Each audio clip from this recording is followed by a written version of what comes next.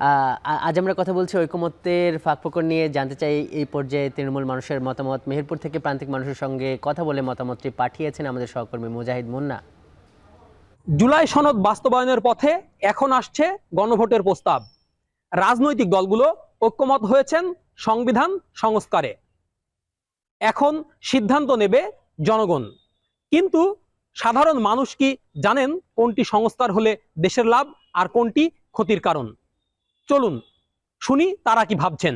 রাজনৈতিক দলগুলোর প্রধান একজন, আবার সেই দলের রাষ্ট্রীয় ক্ষমতা যে যায় সেই দলের প্রধানকেই দেশের প্রধানমন্ত্রী করা হয়। এটা আসলে উচিত না। দলের যে প্রধান হবে সে দলের প্রধান হিসাবে থাকুক এবং সংসদ প্রধান যে হবে সে একজন আলাদা ব্যক্তি করা হোক, কারণ তার মাথায় দেশ পরিচালনার ক্ষেত্রে সকল ভূমিকা রাখবে এবং দল পরিচালনার ক্ষেত্রে যে দলের প্রধান হবে সে দল পরিচালনা করবে। গণভোট আমরা কি জিনিস আমরা জানিনি, কিছু বুঝিনি, কি হবে কি করবি গণভোট আমরা সব বুঝিনি।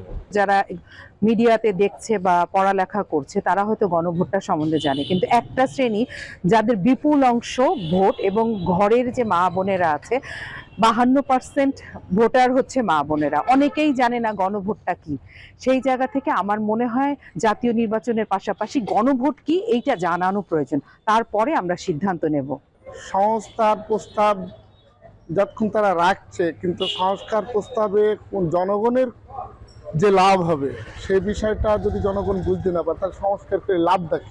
সাংবিধানিক সংস্কার যেমন রাষ্ট্র কাঠামো ঠিক করবে, তেমনি নির্ধারিত হবে গণতন্ত্রের ভবিষ্যৎ।